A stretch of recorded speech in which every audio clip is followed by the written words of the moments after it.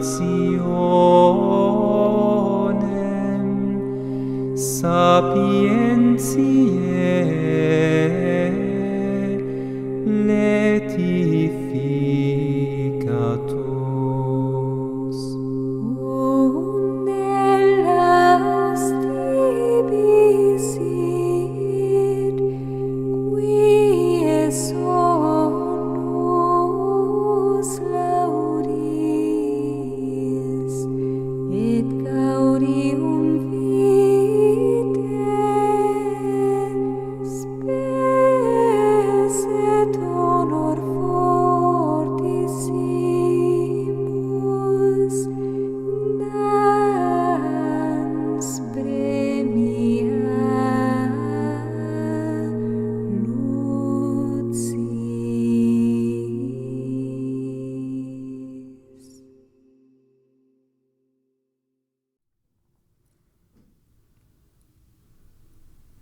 Sermões, por Santo Antônio, doutor evangélico. A tradução é de Frei Ari Pintarelli, editora Vozes, canal Le Conde. Caros ouvintes, caso gostem do que aqui será lido, por favor, adquiram um livro.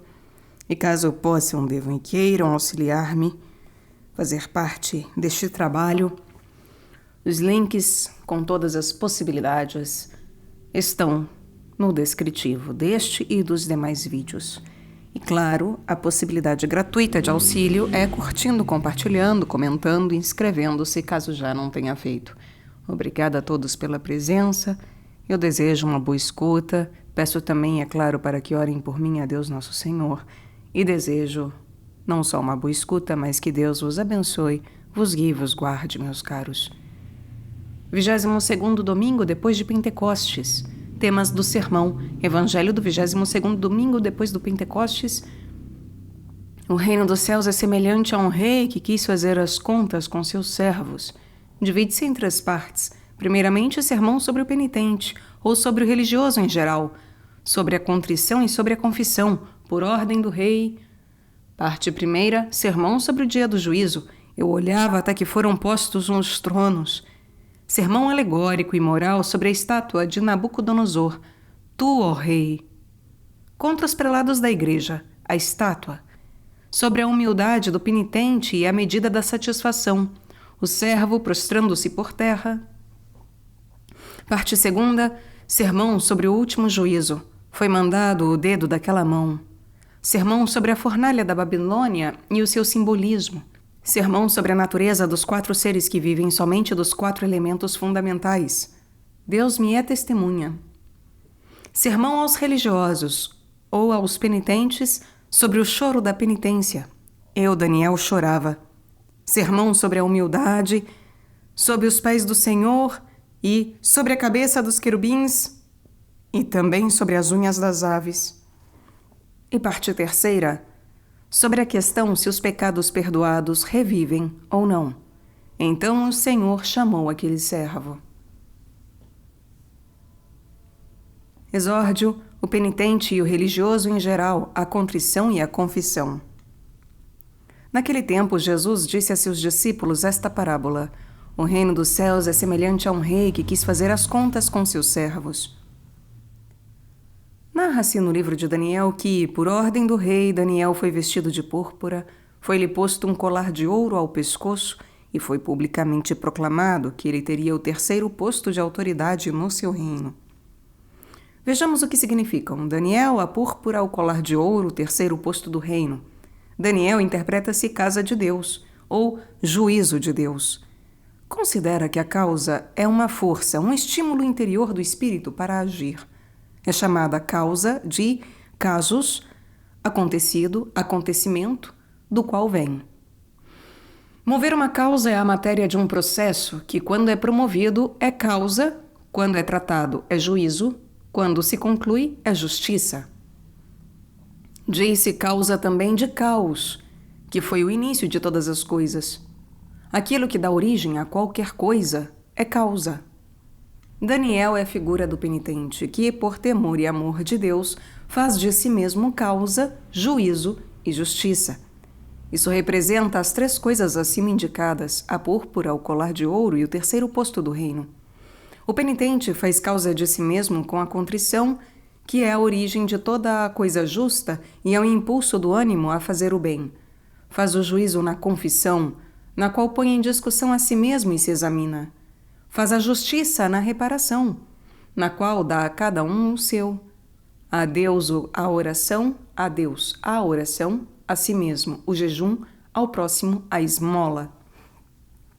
Afinal, nisso consiste a satisfação ou reparação. Portanto, o Rei dos Reis, Jesus Cristo, manda que Daniel seja vestido de púrpura. A púrpura, que é a cor do sangue, indica a contrição do coração, da qual provém o sangue das lágrimas. Realmente, lê-se no 4º livro dos Reis que, ao romper da manhã e raiando já o sol sobre as águas, os moabitas viram diante de si as águas vermelhas como sangue, e disseram: é sangue derramado pela espada. Literalmente, entende-se assim: quando os moabitas viram diante de si as águas da torrente atravessadas pelos raios do sol, pensaram que fossem vermelhas de sangue e disseram: os inimigos mataram-se mutuamente. Sentido moral: quando na mente nasce o sol da graça, então as águas vermelhas das lágrimas, como sangue, vêm pelo caminho de Edom, isto é, correm nos olhos do penitente. E realmente essas águas são sangue de espada, porque quando é ferido pela espada da contrição, o coração do pecador derrama lágrimas de sangue. Com razão, pois, disse que, por ordem do rei, Daniel foi vestido de púrpura. Ele foi posto ao pescoço um colar de ouro. O colar é composto de vários círculos de ouro, que do pescoço descem sobre o peito. O colar de ouro ao pescoço representa o círculo da sincera confissão na boca do pecador, de quem o Senhor diz: ornei-te com um colar em volta do pescoço. E com razão a confissão é chamada colar ou também círculo de ouro. A sabedoria chega de uma extremidade a outra com força.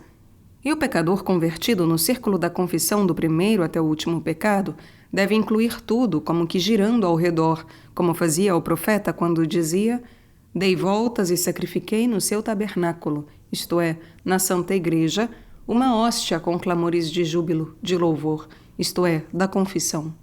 E desse círculo o Senhor diz ao diabo: porei um círculo às suas narinas e te farei voltar para a estrada pela qual vieste. Lembra-te de que de 3 maneiras comete-se o pecado mortal, que é o caminho pelo qual o diabo entra na alma, isto é, por causa da sugestão diabólica, do prazer da carne e do consenso da mente. Nos primeiros 2 casos, trata-se do pecado venial, no terceiro, o pecado é mortal. Quando o pecador se arrepende do consenso da mente na confissão, com a qual rejeita a sugestão do diabo, castiga-se com as obras reparatórias pelo prazer da carne. Então o Senhor põe um círculo às narinas do diabo, isto é, na sua astúcia e na sua malícia, e o faz retornar para o caminho pelo qual veio. Com efeito, cada coisa se cura com seu contrário. E foi proclamado que ele tinha o terceiro posto de poder no seu reino. O reino de Cristo é a vida do justo. O meu reino não é deste mundo. A vida do justo consiste nas 3 práticas acima mencionadas. É o terceiro no reino de Cristo aquele que orienta a sua vida com a reparação da penitência. Nisso é representada a 3ª praga do Egito, na qual falharam os magos do faraó, isto é, os sábios deste mundo que não querem reparar os seus pecados. O verdadeiro penitente, porém, para ser digno de participar do reino dos céus, faz de tudo para ser o terceiro no reino daquele rei, do qual o evangelho de hoje diz: o reino dos céus é semelhante a um rei. Dê atenção aos 3 fatos postos em evidência neste evangelho, isto é, o perdão da dívida por parte do rei, a ingratidão do servo iníquo, seu encerramento ou tortura, seu encarceramento ou tortura. O primeiro, o reino dos céus é semelhante. O segundo, tendo saído, aquele servo o encontrou. E o terceiro, então o Senhor o chamou. No introito da missa de hoje canta-se: eu tenho pensamentos de paz, diz o Senhor. Lê-se depois a carta do bem-aventurado Paulo Apóstolo aos Filipenses. Tenho confiança de que aquele que começou em vós a boa obra, dividi-la-emos em 3 partes para fazê-la concordar com as 3 mencionadas partes do Evangelho. Primeira parte, tenho confiança. Segunda parte, Deus me é testemunha. Terceira parte, por isso peço. E observa que no Evangelho de hoje, Mateus trata do servo mau que não quis ter piedade do seu companheiro. Ao contrário, o apóstolo ama profundamente a todos com o amor de Cristo, recomenda que também neles abunde o amor. Eis porque esta epístola é lida hoje junto com este evangelho. Primeiro, o rei perdoa a dívida ao servo. O reino dos céus é semelhante a um rei que quis fazer as contas com seus servos. Este homem-rei é a figura de Jesus Cristo, que é homem na sua humanidade e rei na sua divindade.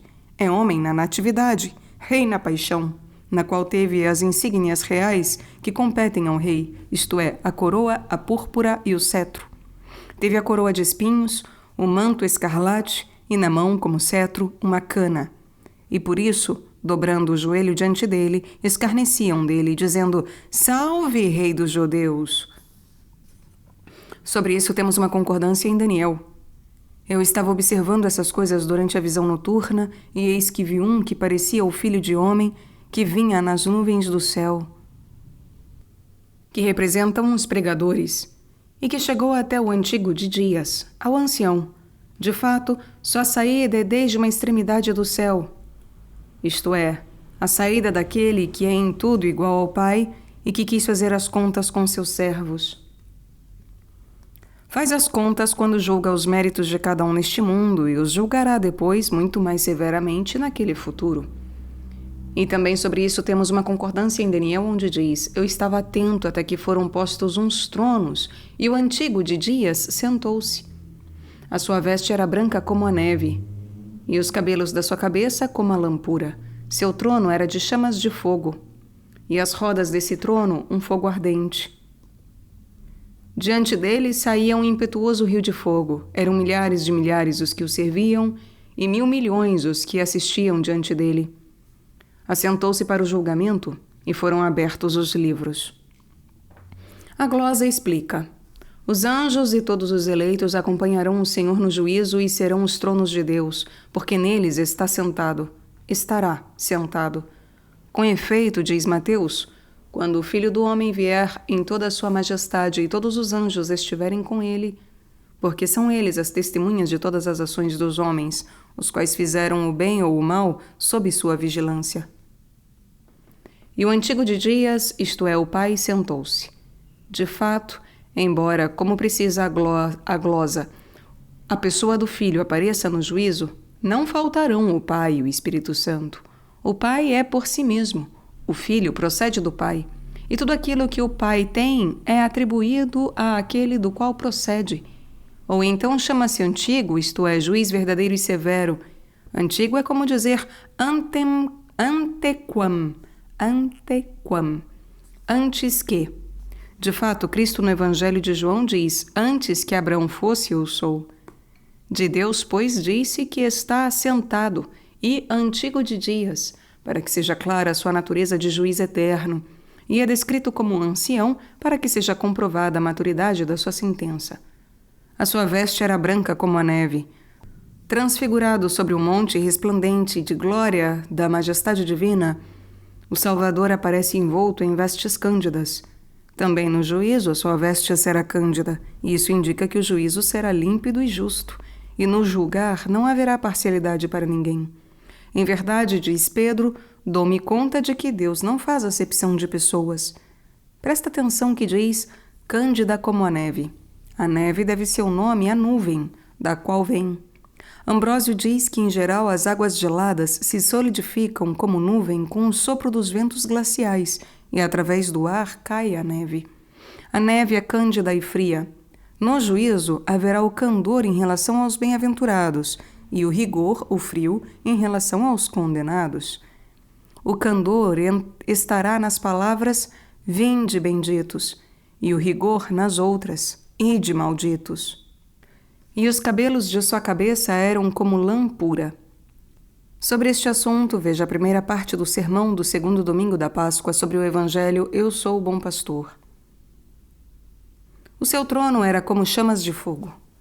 O trono de Deus explica que Orígenes são os monges, os eremitas e os outros que, vivendo reunidos num único lugar, aplicam-se ao serviço de Deus sem andar vagando. Em seus tranquilos corações habita Deus.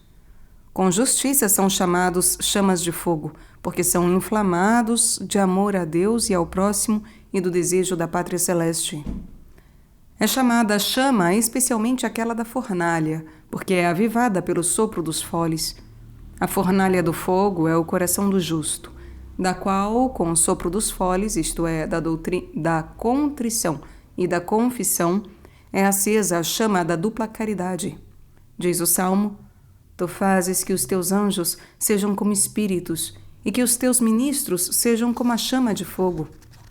Os anjos, os mensageiros, isto é, os justos, são espíritos, porque não têm gosto algum pelas coisas terrenas e carnais.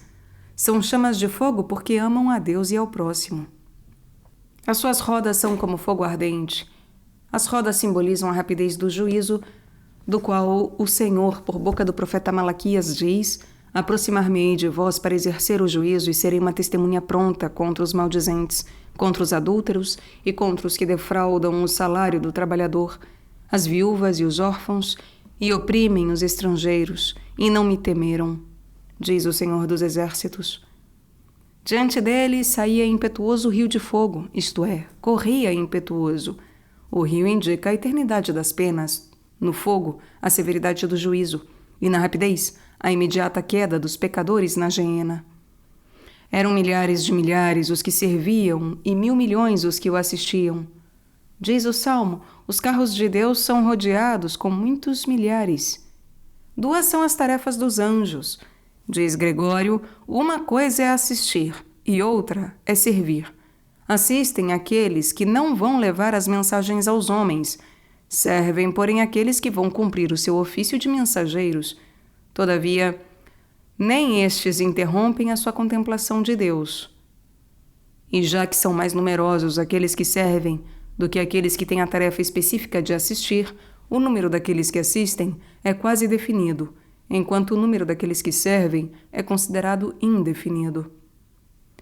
Sentou-se para o julgamento, isto é, formou-se o corpo dos juízes, e foram abertos os livros, isto é, as consciências e as obras de cada um foram mostradas a todos, em cada uma das partes, tanto as boas como as más. O livro bom é aquele dos vivos, o livro mau é aquele que está na mão do acusador, que é o inimigo e o vingador, do qual no Apocalipse está escrito: Este é o acusador de nossos irmãos. E ainda foram abertos os livros e foi aberto também outro livro, o da vida. Os mortos foram julgados pelas coisas que estavam escritas nos livros, segundo as suas obras. Com razão, pois, é dito: o reino dos céus é semelhante a um rei que quis fazer as contas com seus servos. Tendo começado a fazer as contas, foi-lhe apresentado um que lhe devia 10.000 talentos. No número 10 é indicado o decálogo, no 1.000 a perfeição do evangelho. Cada homem deve a Jesus Cristo 10.000 talentos, isto é, a observância do decálogo e do evangelho. Diz Salomão: teme a Deus e observa os seus mandamentos.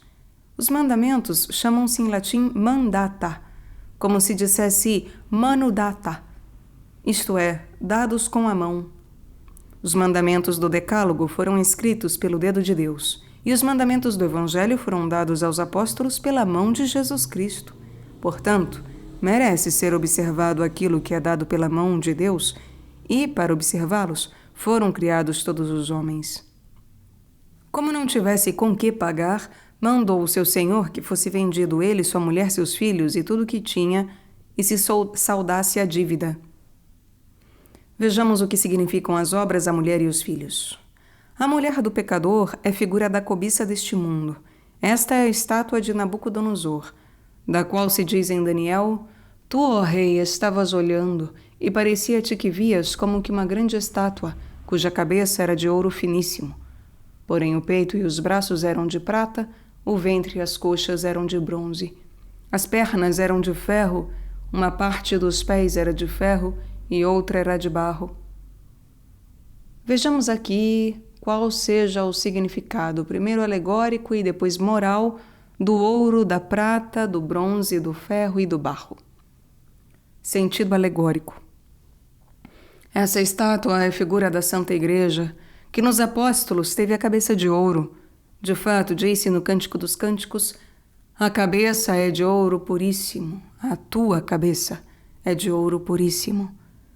Os braços e o peito, nos quais está a maior força, a Igreja os teve de prata no tempo dos mártires, os quais enfrentaram heroicamente todas as batalhas. Com efeito, o próprio esposo diz à Igreja: nós faremos para ti colares de ouro, marchetados de prata. Tais colares são correntes trançadas com sutis filetes de ouro e de prata. Os colares da Igreja foram a humildade e a pobreza, que a Igreja teve no tempo dos apóstolos, e no tempo dos mártires, para que fossem ainda mais belos, foram sulcados com estrias de sangue como de prata, quer dizer, tornados avermelhados. A prata unida ao ouro, isto é, o sangue dos mártires, no qual tornaram resplandentes as suas estolas, unida à humanidade e à pobreza dos apóstolos, apresenta aos olhos da nossa mente um espetáculo de maravilhosa beleza. E de modo semelhante, a Igreja teve o bronze e o ferro nos confessores da fé, que com o som da sua pregação derrotaram a maldade dos hereges. Diz Moisés no Deuteronômio, que pode ser ouvido aqui no canal: ferro e bronze são os calçados de Azer.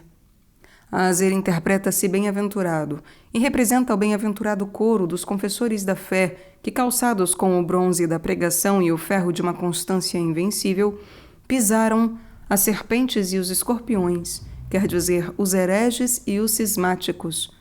Com efeito, diz o Senhor por boca de Jeremias: eu te estabeleci hoje como uma cidade fortificada, como uma coluna de ferro e como um muro de bronze, sobre toda esta terra, a respeito dos reis de Judá, dos seus príncipes e sacerdotes do seu povo, e pelejarão contra ti, mas não prevalecerão, porque eu estou contigo para te livrar, diz o Senhor. Dê atenção a estas três coisas: a cidade, a coluna e o muro. Na cidade fortificada é indicada a unidade que verdadeiramente defende e, defendendo, guarda. Na coluna de ferro é indicada a caridade fraterna que sustenta. No muro de bronze é indicada a indômita paciência e a constância na pregação. E já que os santos confessores, Jerônimo, Agostinho e Hilário e os outros doutores da Igreja tiveram essas qualidades, estiveram em condições de derrotar os construtores de falsidade. Igualmente, a Igreja de Cristo, pobrezinha, sacudida pela tempestade entre as escórias do mundo, tem, por assim dizer, nos pés o ferro e o barro, tanto nos clérigos como nos leigos. No ferro é simbolizada a avareza, no barro a luxúria. Eis os membros que se encontram no corpo de Cristo, que é a Igreja: os avarentos e os luxuriosos, os quais não são, por certo, a Igreja de Cristo, mas a sinagoga de Satanás. Sentido moral. No início do mundo houve duas cidades, a Igreja e a Babilônia. Esta figura é figura do mundo, da cidade da Babilônia, da sinagoga de Satanás. Com razão é chamada estátua, por ser sua representação. Tem boca, mas não fala, porque na boca tem um raminho, tumor da avareza. Tem os olhos, mas não vê, porque é cegada pelo esterco da luxúria. Tem ouvidos, mas não ouve, porque, como a serpente, tem um ouvido apoiado sobre a terra e fecha o outro com a causa, para não ouvir a voz do encantador. Sua cabeça era de ouro puro, etc. O ouro é figura da sabedoria do mundo, a prata da sua eloquência, e o bronze, sendo muito sonoro, é figura da vanglória. O ferro indica a sua obstinação, e o barro o amor às coisas temporais. Essa estátua foi reduzida a pedaços por uma pequena pedra, isto é, Jesus Cristo, que, como diz Daniel, desprendeu-se do monte, isto é, nasceu da bem-aventurada Virgem, não por mão de homem, isto é, sem concurso de homem, e atingiu a estátua nos pés e os fez em pedaços. Então, a um tempo, quebraram-se o ferro, o barro, o cobre, a prata e o ouro, e ficaram reduzidos como a miúda palha, que o vento leva para fora, e não se encontrou lugar para eles. Assim, na sua primeira vinda, Cristo atingiu a estátua do mundo, que não foi destruída totalmente, mas o será no dia do juízo. De fato, diz o Apocalipse: caiu Babilônia, aquela meretriz que embriagou o mundo com o vinho da sua fornicação. Outra explicação. Essa estátua é figura do prelado da Igreja, elevado e honrado nas coisas do mundo. Essa é a estátua de Baal, nome que se interpreta superior ou devorador. Eis o ídolo exaltado na casa do Senhor que tudo devora. Por isso lê-se em Daniel que, entre os babilônios, era venerado um ídolo de nome Bel, ao qual se ofereciam cada dia 12 ártabas, medida correspondente a um saco de flor de farinha, 40 ovelhas e 6 ânforas de vinho.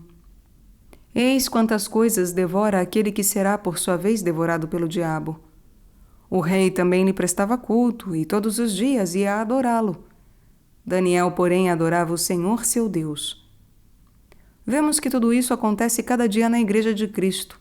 O prelado deveria ao menos comportar-se como Pedro, de quem se narra nos Atos dos Apóstolos que, quando Cornélio se lançou a seus pés para adorá-lo, Pedro levantou-o dizendo: "Levanta-te, que eu também sou um homem como tu."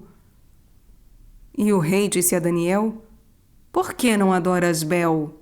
E Daniel respondeu: "Eu não adoro os ídolos feitos por mãos de homens, mas sim o Deus vivo, que criou o céu e a terra e tem debaixo do seu poder toda a carne." E disse-lhe o rei: "Não te parece que Bel é um Deus vivo? Acaso não vês quanto ele come e bebe todos os dias?" Quanto come!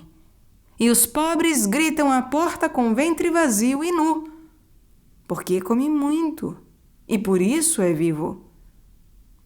Daniel respondeu-lhe sorrindo: "Ó rei, não te enganes, esse ídolo é de barro por dentro, isto é, guloso e luxurioso, e de bronze por fora, isto é, soberbo e avarento, e nunca comeu o alimento que não perece, aquele que dura pela vida eterna. A cabeça desse ídolo ou dessa estátua é de ouro. No ouro é indicada a insípida sabedoria da carne, que é insensatez aos olhos de Deus. Na prata é representada a eloquência, que é como a rã do Egito. Dessas duas coisas o Senhor, por boca de Ezequiel, diz: "Pegaste nos teus belos adornos, que foram feitos do meu ouro e da minha prata, que eu te havia dado, e fizeste deles figuras humanas, e fornicaste com elas." Com o ouro da sabedoria e com a prata da eloquência que o Senhor doa ao prelado da igreja para que sejam os seus vasos ornamentais, com os quais receber a graça do Espírito Santo e oferecê-la aos outros, o infeliz fabrica para si ídolos quando destrói a graça da inteligência e da eloquência com uma vida viciosa. Com aqueles dons pratica a fornicação quando, por meio deles, procura a vanglória no prostíbulo do mundo. De modo semelhante, no bronze são indicadas as riquezas, porque são muito ressoantes. Deram os seus nomes às suas terras. Diz Ezequiel: "O teu nome espalhou-se entre as nações, e não entre os anjos." Não foi escrito no Evangelho o nome do rico vestido de púrpura, mas aquele do mendigo e chagado, Lázaro. No ferro é representado o poder com o qual o indigno prelado destrói o pobre. Mas tu, Senhor, quebraste os dentes dos pecadores, e o Senhor quebrará os dentes dos leões.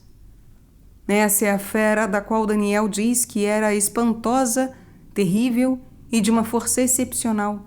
Tinha grandes dentes de ferro, devorava, despedaçava e calçava aos pés o que sobrava. Igualmente, no barro, argila, é indicada a nossa carne miserável, que ao sobrevir à pedra, isto é, ao chegar à inevitável morte, será ferida e esmagada. E então o ouro da sabedoria, a prata da eloquência e o bronze das riquezas, o ferro do poder, serão quebrados, reduzidos a nada e dispersos ao vento, porque a carne irá aos vermes, as riquezas aos parentes, a alma será entregue ao diabo, e assim, deles não restará traço algum. E com razão, pois, diz no Evangelho, o patrão mandou que fosse vendido ele, a mulher e os filhos. Porque, como comenta a glosa, por causa da concupiscência do mundo e da carne e pelas obras más, que foram para ele como mulher e filhos, deverá sofrer as penas eternas. Digne-se libertar-nos delas, aquele que é bendito nos séculos. Amém. Porém o servo, lançando-se a seus pés, suplicava-lhe, dizendo: "Tem paciência comigo, eu te pagarei tudo." Eis o que deve fazer o pecador enquanto viver, para não ser levado depois da morte física ao suplício da morte eterna com a mulher e os filhos. Dê atenção a estes 3 atos. Lançou-se por terra, suplicava e te pagarei tudo, nos quais são representadas a contrição, a confissão e a satisfação, por meio das quais todos os pecados são perdoados. Em latim existe o verbo procidere, que soa como porrocadere, cair para frente. Cair para frente, cai para frente aquele que está verdadeiramente contrito, destruído pela dor, aquele que se considera terra. De fato, na tua presença prostrar-se-ão todos aqueles que descem à terra. Diz na tua presença e não na presença da estátua de Nabucodonosor, na qual se diz em Daniel, todos os povos caíram por terra para adorar a estátua de ouro que Nabucodonosor mandara erguer no campo de Dura, nome que se interpreta beleza e também linguagem. A estátua de ouro é a glória falaz deste mundo que é elevada pelo diabo sobre a beleza exterior e sobre a linguagem de falsas promessas. Mostra a beleza da glória, promete-a, e assim todos os povos, decaindo da verdadeira glória, adoram a transitória, e nela adoram o diabo. De fato, diz o diabo, dar-te-ei tudo isso, se tu, lançando-te por terra, me adorares. Portanto, quem quer obter o perdão, não se lance por terra diante de estátua, mas diante de Jesus. Prostre-se junto com o servo do qual se diz, lançando-se por terra aquele servo, suplicava-lhe. Suplicar significa pedir alguma coisa com humildade e submissão. A confissão deve ser humilde e devota. Humilde, isto é, humiliaclinis, inclinada para a terra, no desprezo e na acusação de si. Devota na própria vontade da reparação, na pronta vontade da reparação. E então poderá dizer, tem paciência comigo. Diz o apóstolo, ou desprezaste as riquezas da sua bondade, da sua paciência e da sua tolerância? Ignoras que a bondade de Deus te convida à penitência? Quem despreza essas riquezas será sempre pobre e miserável. E te pagarei tudo. Paga tudo aquele que repara todo o mal cometido, de maneira que a pena seja proporcional à culpa. Fazei dignos frutos de penitência. E no livro de Josué, disse que a região que tocou em sorte a tribo de Judá passava por Sina, deserto de Zin, nome que significa medida. Medida é tudo aquilo que se determina em peso, em capacidade, em duração e com o coração. A verdadeira reparação deve ter estas 4 qualidades: o peso do sofrimento, a capacidade do amor, com o qual se abraça a todos, a duração da perseverança final e a humildade no coração. Onde todas essas disposições estiverem reunidas, logo está presente a misericórdia. E o Evangelho continua. Compadecido daquele servo, o Senhor deixou-o ir livre e perdoou-lhe a dívida. Considera que a misericórdia do Senhor realiza 3 ações. Purifica a alma dos vícios, enriquece-a dos copiosos carismas, enche-a das delícias dos gozos celestiais. A primeira ação enche o coração com a dor da contrição, a segunda enternece-o de amor, a terceira inunda-o do carvalho celeste com a esperança dos bens eternos. E isso torna-se evidente pela interpretação da palavra misericórdia. Misericórdia significa doar um coração mísero, latim misericordans. E isso concorda com a primeira ação da misericórdia do Senhor. Significa também pôr de lado a severidade do coração, latim mittens suersum rigorem cordis. E isso concorda com a segunda. E significa ainda a grande doçura que inunda o coração. Latim, mira suavitas corda rigans. E isso se refere à terceira. Portanto, cheio dessa tríplice misericórdia, o Senhor perdoou-lhe toda a dívida. Com esta passagem do Evangelho concorda, pois, de modo maravilhoso e adequado o introito da missa de hoje, no qual o Senhor misericordioso diz: os desígnios que tenho são de paz e não de aflição. E no Evangelho, compadecido daquele servo, o Senhor vós me invocareis. E no Evangelho, lançando-se por terra, implorava-lhe, e eu vos atenderei. E no Evangelho deixou-o ir. Far-vos-ei voltar de vossa escravidão. E no Evangelho, perdoou-lhe toda a dívida. Com esta primeira parte do Evangelho concorda a primeira parte da Epístola. Tenho confiança no Senhor Jesus Cristo, que aquele que começou em vós a boa obra, isto é, de prostrar-vos na contrição, de suplicar na confissão e de pagar tudo com a reparação, completá-la-á até o dia de Jesus Cristo, isto é, até o fim da vida, quando Deus será visto. É justo que eu pense assim, isto é, que eu queira isso, por todos vós, que eu suplico que façais.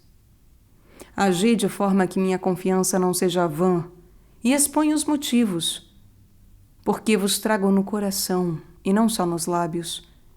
Desejo que todos sejais participantes da graça que me foi concedida, seja nas cadeias, participando nos meus sofrimentos, seja na defesa contra quem se opõe, seja na confirmação dos fracos na doutrina do Evangelho, para que no futuro sejais meus companheiros e coparticipantes da eterna felicidade.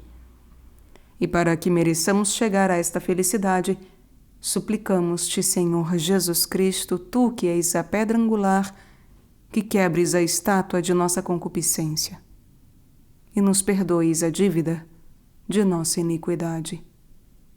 No-lo concedas tu, que és bendito nos séculos eternos. Amém. Segundo, ingratidão do servo mau. Tendo saído aquele servo, encontrou um dos seus companheiros que lhe devia 100 dinheiros e, lançando-lhe a mão, o sufocava, dizendo: paga o que me deves. Aquele servo mau, esquecido da misericórdia divina que lhe perdoara a dívida, não quis usar da misericórdia com aquele seu companheiro, mas tinha o dever de ter misericórdia com seu companheiro, depois que o Senhor tinha tido misericórdia com ele. Quão grande é a diferença entre os 10.000 talentos e os 100 dinheiros, e igualmente grande e também muito maior é a diferença entre o pecado com o qual nós ofendemos a Deus e o pecado com o qual o próximo ofende a nós. Se, pois, Deus, o Senhor de toda a criação, perdoa-te uma dívida tão grande, por que tu não perdoas ao próximo uma dívida tão pequena? Quem se esquece da misericórdia dispensada a si, não sente mais misericórdia por ninguém. A saída do servo simboliza exatamente seu culposo esquecimento. Lemos no Gênesis: disse Caim a seu irmão Abel: saiamos. E estando no campo, levantou-se Caim contra o seu irmão Abel e matou-o. Isso é precisamente o que diz o Evangelho: lançando-lhe a mão, o sufocava. Caim interpreta-se possessão. Eva disse: possuí um homem por meio de Deus. Caim é a figura do avarento que, quando sai da presença da misericórdia divina, agarra e sufoca Abel, que se interpreta a dor e representa o pobre, que sofre na dor da pobreza. Sentido moral. Caim mata Abel, isto é, a possessão das riquezas mata o pranto da penitência. E a possessão que nasce antes como Caim segue o pranto da morte eterna. Com efeito, Daniel disse ao rei Baltazar: não humilhaste o teu coração, mas te insurgiste contra o Senhor do céu e não deste glória a Deus, que tem em sua mão o teu talento e todos os teus caminhos. Por isso é que ele mandou os dedos daquela mão que escreveu o que está traçado: Mani, isto é, contou, Téssel, isto é, pesou, Fares, isto é, dividiu. No juízo haverá estes 3 momentos: o interrogatório dos pecadores, a acusação de todo o bem não feito, a execução da sentença. E então o reino da Babilônia será dividido. A sinagoga dos pecadores será separada do reino dos justos e será entregue aos medos e aos persas, quer dizer, aos demônios, que estrangularão aquele que estava estrangulando os outros. Lançando-lhe a mão, o sufocava, diz o Evangelho. O verbo sufocar é formado de sub e faute, isto é, sob e garganta. As fauces chamam-se assim porque fundunt voces, isto é, através delas emitimos a voz. Quem aperta as fauces, a garganta, procura tirar a voz e a vida. A vida do pobre são os poucos bens de que vive, como a alma vive do sangue. Quando tiras ao pobre um pouquinho de seus bens, quando tiras ao pobre um pouquinho dos seus bens, extrai-lhes o sangue, aperta-lhes a garganta. Mas depois tu mesmo serás estrangulado pelo diabo. O companheiro, lançando-se a seus pés, suplicava-o, dizendo: tem paciência comigo, eu te pagarei tudo. Mas ele não quis ouvi-lo. Retirou-se e fez que o pusessem na prisão até pagar a dívida. Ó servo mau, exatamente com as mesmas palavras, suplicaste ao patrão e ele perdoou-te a dívida. E tu, suplicando por teu companheiro pela mesma coisa, não quiseste perdoar-lhe e mandaste lançá-lo à prisão. Mas acredita-me, virá o dia em que realizar-se-ão as palavras de Salomão. Quem fecha o ouvido ao clamor do pobre, não será ouvido quando ele próprio clamar. A prisão é este mundo, a verdadeira fornalha da Babilônia. E temos a concordância em Daniel, onde se narra que os servos de Nabucodonosor não cessavam de aumentar o fogo da fornalha com betume, estopa, pés e sarmentos. O betume é chamado em latim nafta, pronuncia-se nafta, escreve-se com PH. E alguns dizem que a nafta é feita com os caroços de azeitonas e borra de óleo. A estopa chama-se assim porque serve para estopar, calafetar as fendas das barcas. O pés é chamado em latim pix, de pinheiro, de que é extraído. Os sarmentos, chamados em latim maleoli, são as varas das videiras. Na nafta é representada a avareza, que não tem o óleo da misericórdia, e nela existe somente a borra do dinheiro. Espreme o óleo da oliveira e fica a borra. Tira do dinheiro o óleo da misericórdia e ele ficará só, fogo de morte eterna. Na estopa é representada a vanglória, que logo se queima e desaparece. No pés, que produz uma densa fumaça, é representada a luxúria, que infecta a alma e faz perder o bom nome. Nos sarmentos, nas varas de videira, é representada a soberba. De fato, os soberbos são cortados da verdadeira videira, que é Jesus Cristo. Com esses 4 combustíveis alimenta-se o fogo da fornalha da Babilônia e queima-se também todo este mundo. E nessa fornalha estão os 3 moços, Sidraque, Misaque, Abdênago.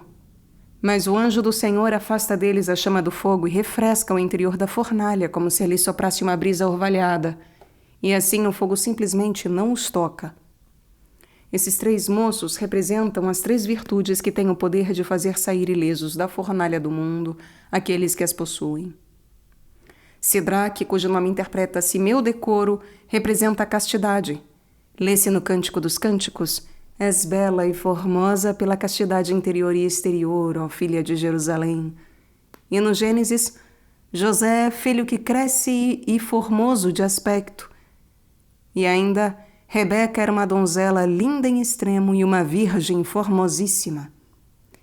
E também Raquel era formosa de rosto e de gentil presença.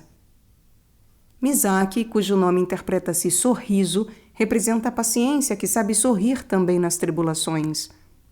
Abdênago, cujo nome significa servo silencioso, representa a obediência, que se submete de boa vontade e não diz palavra alguma daquilo que seria a sua vontade.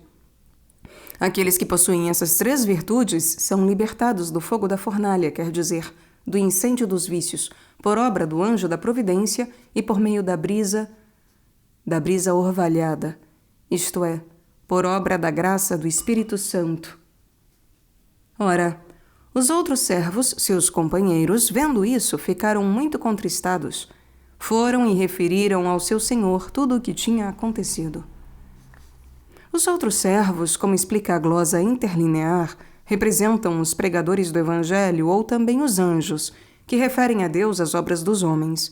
Com efeito, o anjo disse a Daniel: desde o primeiro dia em que aplicaste o teu coração a compreender e te humilhaste na presença do teu Deus, foram ouvidas as tuas palavras, e eu vim por causa dos teus rogos. E a glosa comenta: desde que começaste a implorar a misericórdia de Deus com as lágrimas, com o jejum e as orações, eu tive a ocasião de apresentar-me diante de Deus para interceder por ti. Com esta segunda parte do Evangelho, concorda a segunda parte da Epístola. Deus me é testemunha de que modo vos amo a todos nas entranhas de Jesus Cristo, quer dizer, no profundo amor de Cristo, para serdes amados por Ele, ou para que também vós ameis a Deus e ao próximo com o mesmo amor com que vos ama o Cristo, que deu sua vida por vós. Certamente não desejava isso o servo mau, que queria estrangular seu companheiro. É considerado testemunha aquele que observa aquilo que foi estabelecido. Ótima testemunha é o bem-aventurado Paulo, que observava em si mesmo e nos outros a ordem de Jesus Cristo. As vísceras são partes internas do corpo que estão ao redor do coração, e o seu nome soa como vívidas, porque nelas está contida a vida e a alma. As vísceras de Jesus Cristo são o amor com o qual nos amou e do qual a nossa alma vive. Por toda parte existe morte, só nas vísceras de Cristo está a vida. Diz a história natural que existem somente 4 seres que vivem unicamente dos 4 elementos da natureza. A anchova, um peixinho que vive só de água, o camaleão, que vive só de ar, a salamandra, que vive só de fogo, e a toupeira, que vive só da terra. Sobre o camaleão, Solino diz que não toma alimento e não se nutre de líquidos nem de outros alimentos, mas só aspirando o ar. É um quadrúpede de movimentos lentos e pesados como os da tartaruga, de corpo áspero, de cor variada, que pode mudar de cor num instante, de maneira a tomar a cor das coisas sobre as quais se encontra. Só existem 2 cores que não é capaz de assumir, o vermelho e o branco. Assume todas as outras cores com facilidade. Durante o inverno permanece intocado, no verão sai ao aberto. Quem o matar, depois de morto, ele mata seu matador. De fato, se uma ave come ainda que seja a mínima parte do seu corpo, morre imediatamente. Mas se o corvo ou outra ave da mesma espécie que tem o nome pelo som que emitem, alimenta-se dele, a natureza os ajuda a encontrar um remédio, uma medicina. De fato, quando começam a sentir-se mal, comem folhas de louro e assim recuperam a saúde. A salamandra é assim chamada porque tem condições de resistir ao fogo. Se subir a uma árvore, ela envenena todos os frutos, e não só não se queima no incêndio, mas apaga-o. É chamada também lagarto, em latim stélio, e dela Salomão diz: trepa com as mãos e habita nos palácios dos reis. O nome stélio lhe vem por causa da cor. De fato, tem um corpo coberto como de pontos luzidios em forma de estrelas. Igualmente, a toupeira é assim chamada porque é condenada à perpétua cegueira. Com efeito, não tem olhos e passa a vida a perfurar a terra. Dado que estabelecemos tratar da caridade, que é a vida da alma, se na natureza desses 4 seres conseguirmos encontrar algo de útil para incrementar a prática desta virtude, queremos expô-lo neste momento. Por ora, não queremos, pois, falar do seu veneno e da sua malícia. Considera que a caridade consiste sobretudo em 4 atos: na compunção do coração, na contemplação da glória, no amor ao próximo e na contínua consideração da própria miséria. Na anchova, minúsculo peixinho, é representado o humilde penitente, que vive só da água das lágrimas. Com efeito, diz com o profeta, lavarei o meu leito com lágrimas todas as noites. Regarei com elas o lugar do meu repouso. Inundo de lágrimas a minha consciência por cada pecado meu, que tem o poder de conduzir-me para a noite eterna, e rego de lágrimas o meu corpo, prostrado pela penitência, a fim de que brote a erva verdejante, capaz de produzir a semente e a árvore frutífera que faça fruto segundo a sua espécie. Sobre este assunto, veja o sermão do domingo da 70ª. No princípio, Deus criou o céu e a terra. E já que o humilde penitente vive só das águas das lágrimas, temos uma clara concordância em Daniel, onde diz: eu, Daniel, chorei todos os dias durante 3 semanas. Não comi pão agradável ao gosto, nem carne nem vinho entraram em minha boca, nem me ungi com perfume algum, até que se completassem os dias dessas 3 semanas. Observa que o grande pranto produz 3 efeitos: Anuvia os olhos, perturba a cabeça e empalidece o rosto. E assim também o olho do verdadeiro penitente, que antes costumava saquear sua alma, anuvia-se para que não possa mais ver uma mulher para desejá-la, e se fecha para que a morte não entre por aquela janela. Sua cabeça, isto é, sua mente, perturba-se por causa dos pecados cometidos. De fato, junto com o filho da sunamita, diz: dói-me a cabeça, dói-me a cabeça. Essa repetição indica a violência da dor. Seu rosto torna-se pálido por causa da mortificação do corpo. De fato, desfaleceram-me a carne e o coração. Isto é, atenuou-se a impudência da carne e a soberba do coração. Essas são as 3 semanas durante as quais o penitente chora, ou ainda chora por 3 semanas, porque de 3 modos ofendeu a Santa Trindade, com o coração, com a boca e com as obras. Não comi pão agradável ao gosto. Comenta a glosa: absteve-se de alimentos refinados, como devemos fazer também nós, e muito mais no tempo do jejum. Com efeito, os que se alimentam de coisas ilícitas devem depois abster-se também daquelas lícitas, ou o pão agradável ao gosto simboliza também o luxo secular, que hoje é desejado por muitos e do qual Salomão diz: suave para o homem é o pão da mentira, isto é, o luxo do mundo que finge ser alguma coisa e não é nada, mas depois sua boca estará cheia de pedras. Isto é, será torturado com o castigo eterno. E também Jó diz: nas suas entranhas seu pão converter-se-á em fel de víboras. O penitente não come desse pão, antes diz no Salmo: nutria-me de cinza como de pão. E a glosa comenta: nutria-me de cinza, isto é, dos restos dos pecados como de pão. Fazendo penitência, eu consumia também os pecados mais leves, os veniais, porque também aqueles devem ser destruídos com a penitência. E na minha bebida, isto é, na felicidade temporal, eu misturo o pranto. De fato, acrescenta, carne e vinho, nos quais é indicada a concupiscência da carne e a glória do mundo, não entraram na minha boca. A carne é chamada, em latim, caro, porque cara, amada. E o vinho tem um nome que lembra a aveia, porque, quando bebido, enche logo as veias de sangue. E não me ungi com perfume algum. E aqui temos a concordância no livro do profeta Amós, onde diz: ai de vós que comeis o cordeiro do rebanho e os vitelos da manada, bebendo por taças o vinho, e vos untais com precioso unguento.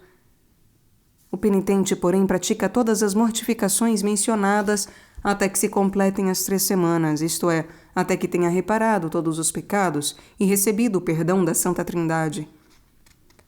O camaleão é figura do contemplativo, que vive só de ar, quer dizer, da doçura da contemplação. De fato, diz o apóstolo, somos cidadãos do céu. E em Jó lemos: a minha alma escolheu a suspensão. A suspensão simboliza a elevação do olhar interior para Deus. O justo eleva-se da terra com a corda do amor divino e permanece como que suspenso no ar pela doçura da contemplação. E então, por assim dizer, transforma-se todo em ar, como se não tivesse mais o corpo, não fosse mais oprimido pela carnalidade. Com efeito, de João Batista disse que era a voz do que clama no deserto. A voz é ar, e João era ar e não carne, porque não tinha já o gosto das coisas terrenas, mas só o das celestes. Diz-se no Êxodo que sob os pés do Senhor havia como que uma obra de pedra de safira. Sob os pés de Cristo, isto é, sob sua humanidade, são postas como escabelo as mentes dos justos. Com efeito, está escrito que Maria estava sentada aos pés do Senhor, e ainda as mulheres aproximaram-se e abraçaram os seus pés. E no Deuteronômio, os que se aproximam dos seus pés receberão sua doutrina. A safira é da cor do céu. A mente dos justos, submissa à humanidade de Jesus Cristo com a fé e com a humildade, é como uma preciosa obra de pedra de safira. Observe estas 3 coisas: obra, pedra e safira. Obra, isto é, o trabalho da penitência. Dela diz Salomão: prepara os teus trabalhos de fora e lavra cuidadosamente o teu campo, a vida, para que depois edifiques a tua casa, isto é, a tua consciência. de pedra pela constância da mente. De Zacarias, numa só pedra estão 7 olhos, quer dizer, no homem perseverante estão os 7 dons da graça. De Safira, pela doçura da contemplação. Lemos em Ezequiel que sobre a cabeça dos querubins havia uma espécie de pedra de safira. Sobre a cabeça dos querubins, isto é, na mente dos justos que estão repletos daquela ciência que sozinha sabe ensinar e sozinha faz que se tornem sábios. Observa aqui que aqueles seres que de início Ezequiel havia chamado 4 animais, aqui os chama querubins. Portanto, chama aqueles animais com o nome dos anjos, porque eram alados. Deve-se notar que daqueles seres não está escrito que tivessem extremidades ou o bico de aves, mas só as asas. Com efeito, nem os justos, como as aves, têm as unhas recurvadas da rapina e da violência, e nem o bico para ferir ou caluniar os irmãos, mas só as asas da divina contemplação. E para lembrar-se disso, a natureza tem dado ao homem as unhas retas e não recurvadas. Lê-se na história natural que as aves dotadas de unhas aduncas, quando veem que seus filhotes estão em condição de voar, estimulam-nos e os lançam fora do ninho. E quando os filhotes estão crescidos, não se importam mais com eles. Assim comportam-se também certos avarentos, desapiedados, que, se veem pobres e doentes que melhoram um pouco, e o que é pior, também quando ainda estão doentes, expulsam-nos da própria casa. Sobre a cabeça dos querubins, porém, existe a pedra de safira, porque a mente dos justos é enobrecida e iluminada pela felicidade da contemplação. A salamandra é figura do homem caridoso, que vive só do fogo da caridade. Lemos no Eclesiástico: surgiu o profeta Elias como um fogo, e as suas palavras ardiam como um facho. Porque a obra e a palavra do justo ardem de caridade. Com razão, pois, é chamado também estélio, porque é como que resplendente de estrelas, isto é, do esplendor das obras boas. Dele diz Salomão que se apoia nas mãos, isto é, nas suas obras em relação ao próximo, e mora dos palácios dos reis, isto é, na contemplação quanto ao Senhor. Analogamente, a toupeira é figura do homem desprezado e abandonado que vive só de terra, porque se reconhece terra e pecador, e nunca esquece a maldição: és terra e a terra retornarás. Na cegueira deste exílio, ele se contenta somente com a terra, porque não come a carne dos outros, isto é, não julga os outros pecadores e não os condena, mas, na amargura da sua alma, considera só os seus pecados, desejando que todos estejam nas entranhas de Jesus Cristo. Irmãos caríssimos, supliquemos humildemente a Jesus Cristo que nos reúna nas entranhas do seu amor, nos faça viver da água da compunção, do ar da contemplação, do fogo da caridade e da terra da humildade, de modo que sejamos dignos de chegar até Ele, que é a vida. Nolo conceda Ele próprio, que é bendito nos séculos. Amém. Terceiro e último, encarceração do servo mau. Uma questão: os pecados perdoados revivem? Então o Senhor chamou o servo e disse-lhe: servo mau, eu te perdoei a dívida toda porque me suplicaste. Não devias também compadecer-te do teu companheiro, como eu me compadeci de ti? E o Senhor, irado, entregou-o aos algozes, até que pagasse toda a sua dívida. Desse trecho do Santo Evangelho deduz-se claramente que os pecados perdoados revivem.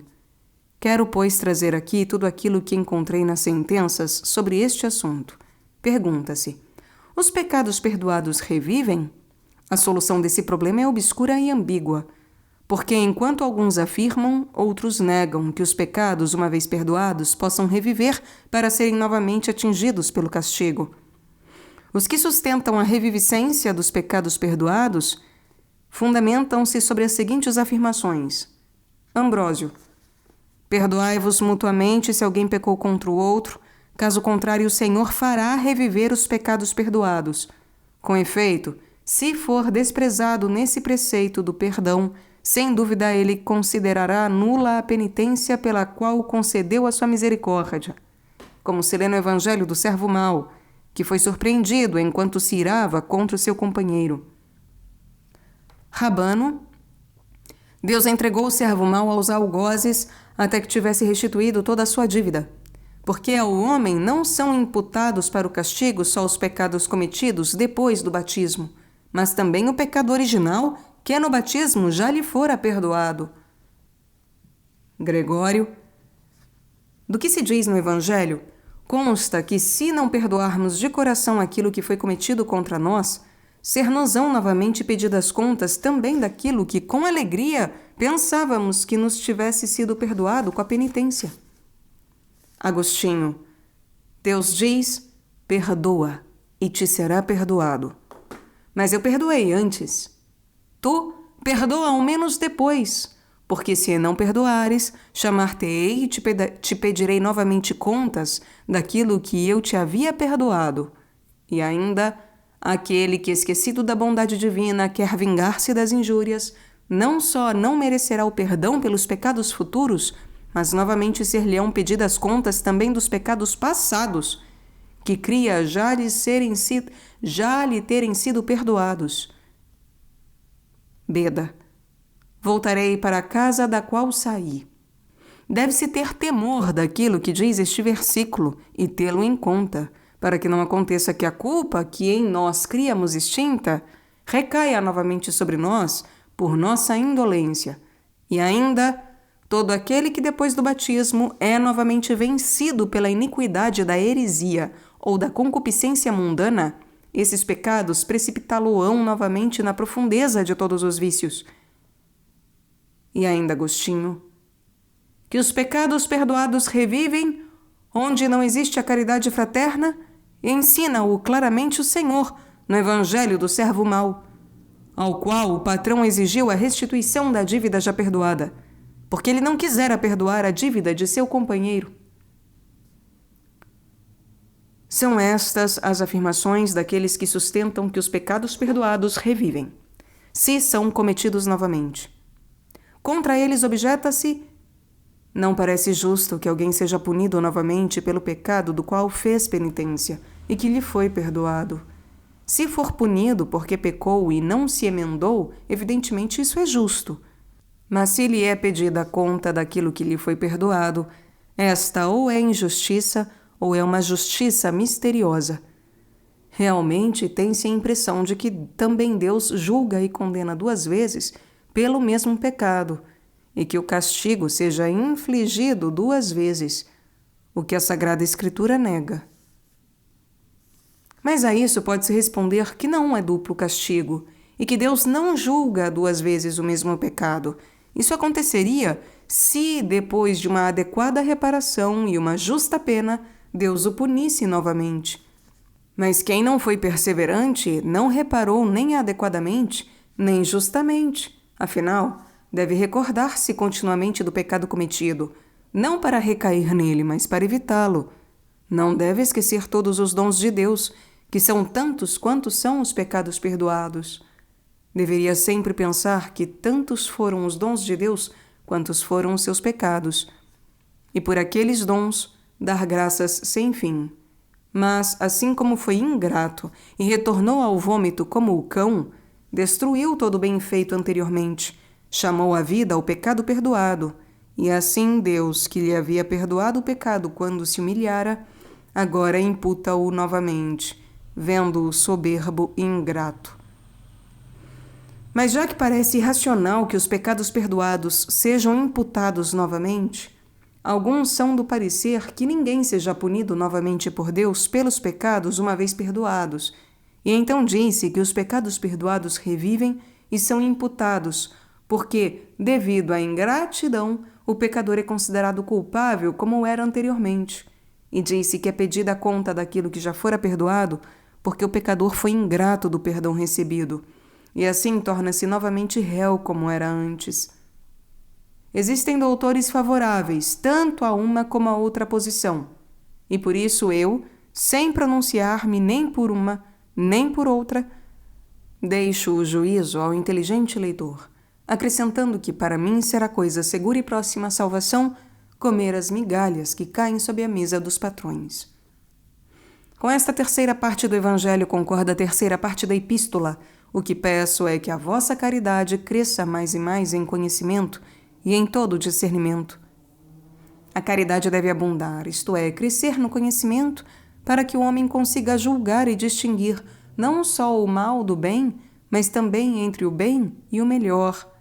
E por isso acrescenta, para que possais distinguir o melhor e ser sinceros, sem duplicidade no que se refere a vós, sem hostilidade em relação aos outros, para o dia de Cristo, isto é, até o dia da morte ou do juízo final. Todas essas coisas o servo mau não as praticou, porque não foi sincero em relação a Deus que lhe havia perdoado a dívida, nem evitou a hostilidade em relação ao companheiro, mas tentou estrangulá-lo e o fez lançar no cárcere.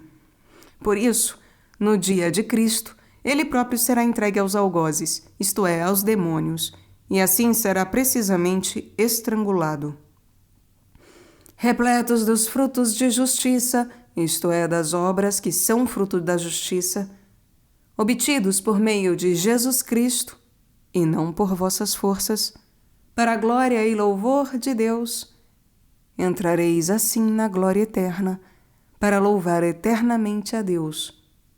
Ou também, vós mesmos sereis a glória e o louvor de Deus, para que também, por mérito vosso, se possa dizer: Deus é admirável nos seus santos, isto é, nos seus santos opera maravilhas, ou seja, confere-lhes o poder de realizá-las. Irmãos caríssimos, imploremos e supliquemos ao Senhor que nos perdoe os pecados passados, conceda-nos a graça de não recair neles e perdoar de coração o próximo, para sermos feitos dignos de chegar à sua glória, na qual ele digno de louvor e glorioso pelos séculos eternos. Amém. Aleluia.